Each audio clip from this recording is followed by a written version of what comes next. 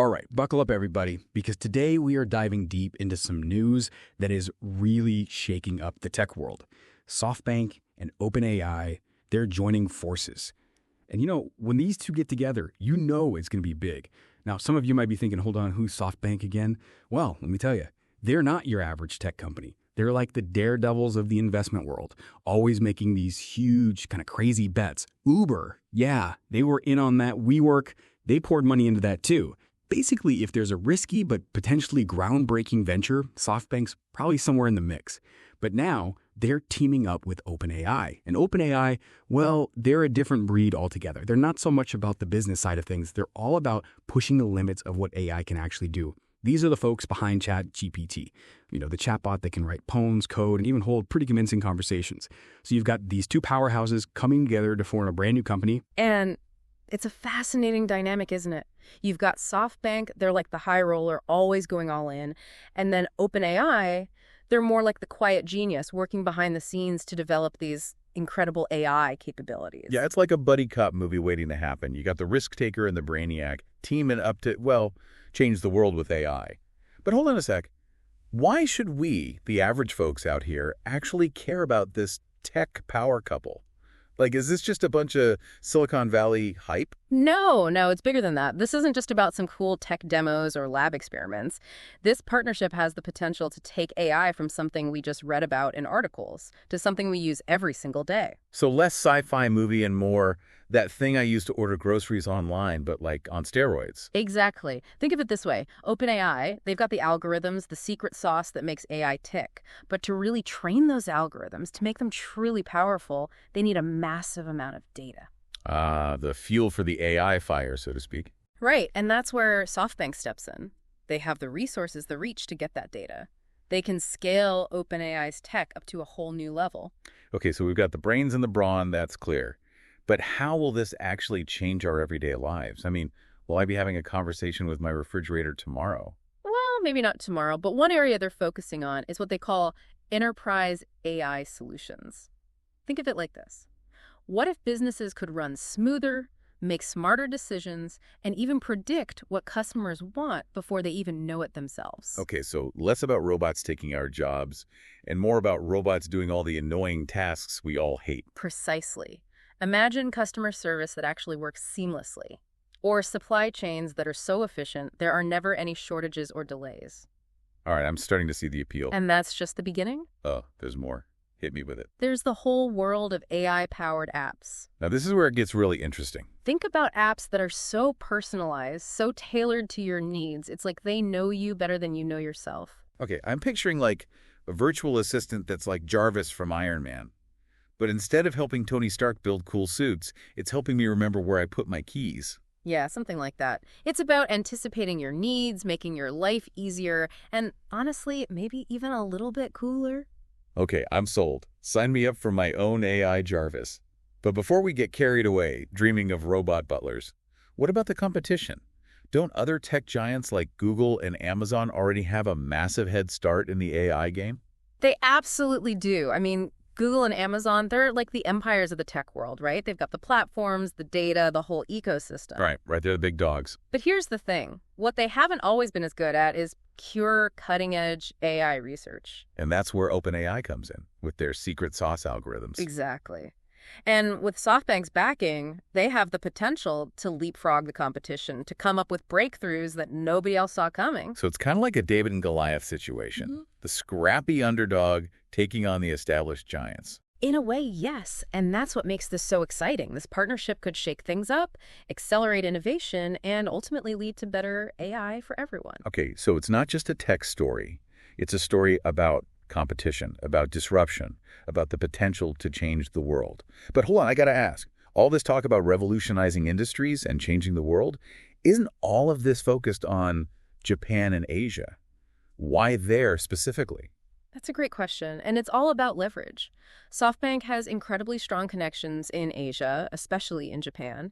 They understand the market, the culture, the business landscape like the back of their hand. So it's like they have home field advantage. Exactly. And on top of that, Asia is a hotbed for technological adoption. I mean, they're already ahead of the curve in areas like mobile payments and e-commerce. So they're betting that Asia will be the launching pad for the AI revolution. It's a smart bet. They're tapping into a market that's ready for this, a market that's eager to embrace the future. And that could give them a significant edge over their competitors. This is all incredibly fascinating. But I think we need a minute to process all of this. We'll be right back to dive even deeper into the implications of this partnership right after a quick break. Welcome back, everyone. We're picking up right where we left off, delving into this fascinating world of AI that SoftBank and OpenAI are building. Yeah, it's exciting stuff.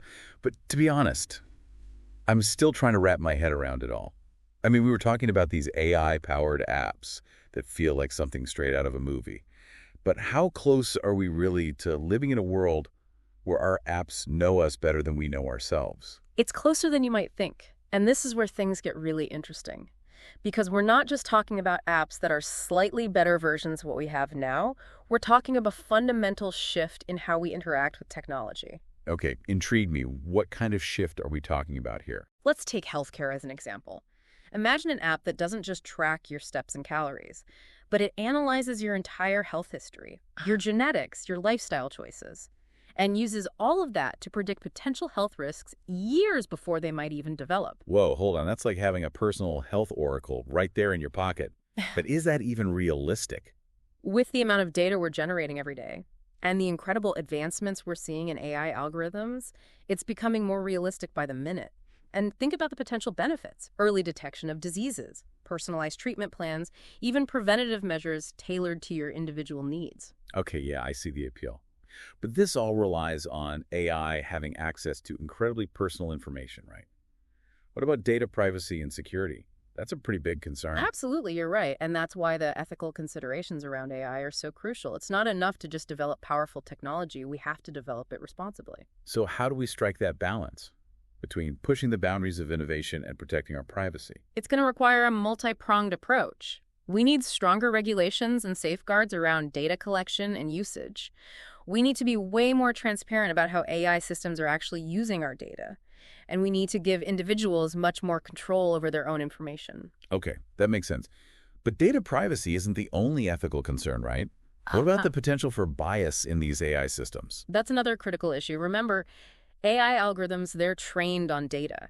And if that data reflects existing biases in society, the AI can end up perpetuating and even amplifying those biases. So, like, if an AI is trained on data that suggests, say, men are more likely to be CEOs, it could then discriminate against women when making hiring decisions. Exactly. And that's why it's so important to be aware of these biases, to carefully curate the data used to train AI systems, and to develop mechanisms for detecting and mitigating bias in the algorithms themselves. It sounds like building ethical AI is almost as challenging as building the technology itself. But I want to shift gears a bit. We've talked a lot about the potential benefits of this partnership, but what about the risks? What could potentially go wrong? One risk is that this intense focus on AI could come at the expense of other important areas of technology development.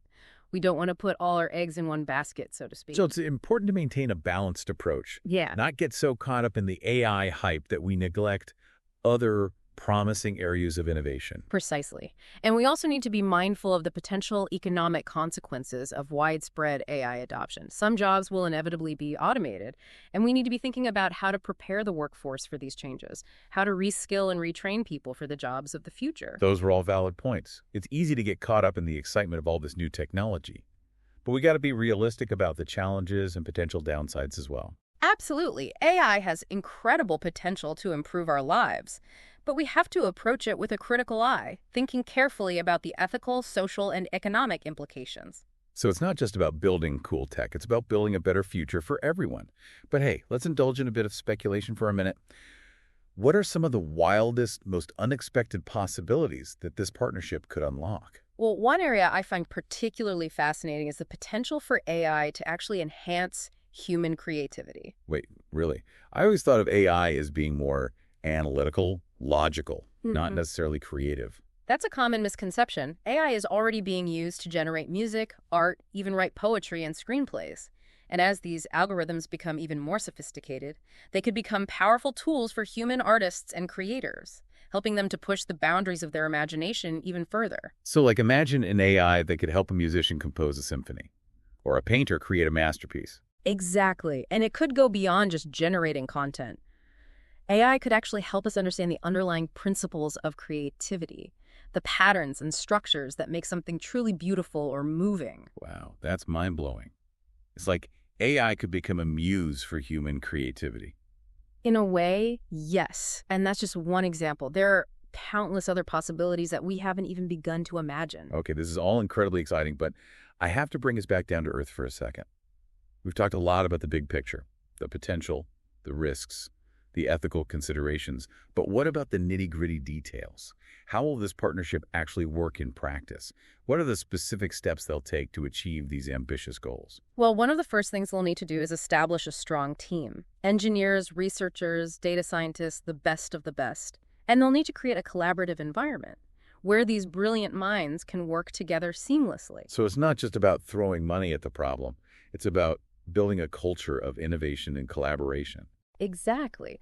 They need to attract and retain top talent, create a shared vision, and foster a culture where creativity and risk-taking are encouraged. Okay, they've got the team, they've got the culture. What's next? Then they'll need to start prioritizing their projects. They've talked about enterprise solutions, AI-powered apps, and AI infrastructure.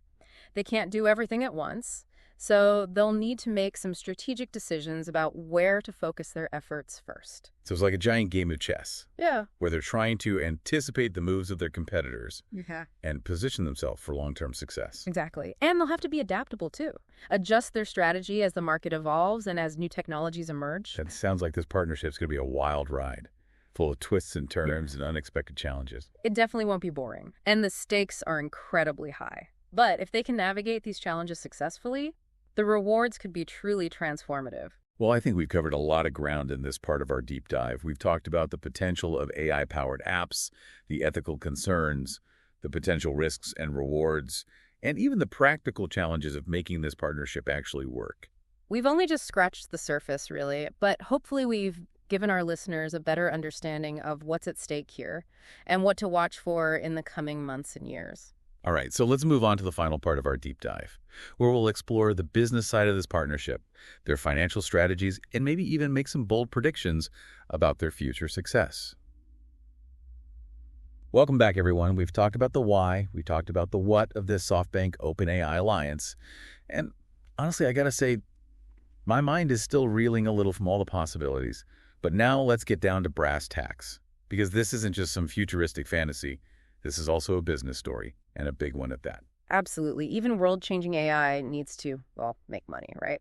All right, so let's put on our business analyst hats for a minute. What are SoftBank and OpenAI actually hoping to gain from all of this? What's the end game here? Well, one clear path to profit is those enterprise solutions we keep talking about. Companies are practically banging down the doors to find ways to use AI to boost their efficiency, make smarter decisions, maybe even get a glimpse into the future of their industry. So less robots taking over the world and more robots taking over my inbox and scheduling my meetings. Exactly. And this is where SoftBank's track record really gives them an edge. They have this gigantic portfolio of companies across so many different sectors. They can basically be their own first customers, test and refine these AI solutions in-house before they even hit the market. So it's like having a built-in focus group, but on a massive scale. But what about us regular folks? Those personalized AI apps we talked about, the ones that feel like they were made just for you. How do they make money from that? That's where things get really interesting. The traditional models like subscriptions, they might work for some things, but I think they'll need to be more creative. People are used to getting so much for free these days, especially when it comes to apps. Right, so are we going to be paying for these AI wonders with our data? That feels a little, Orwellian, doesn't it? It's a delicate balance, for sure. But think about it this way. We already give away tons of data to companies like Google and Facebook. What if, instead of just getting targeted ads in return, we got something truly valuable? Okay, paint me a picture. Imagine an AI assistant that doesn't just remind you about appointments, but it actually learns your habits, your preferences, your quirks. It can anticipate what you need before you even realize you need it. It's like the difference between a mass-produced sweater and one that's custom knitted just for you. Exactly. And let's not forget, OpenAI is already making serious waves with ChatGPT. If they can bring that level of natural language understanding to other areas like healthcare or education, that's a game changer, full stop. Okay, so they have the plan, they have the tech.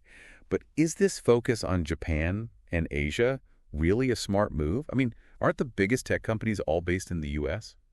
That's where SoftBank's strategic thinking really shines. They're playing the long game here. Asia's already incredibly tech-savvy, and they're adopting new technologies way faster than almost anywhere else in the world. So they're tapping into a market that's already primed and ready for this AI revolution. Absolutely. And let's not forget, SoftBank has deep roots in Asia. They have these strong partnerships, a real understanding of the culture and the market. They're not just some outsider trying to break in. They're coming in with established connections and a deep understanding of how things work.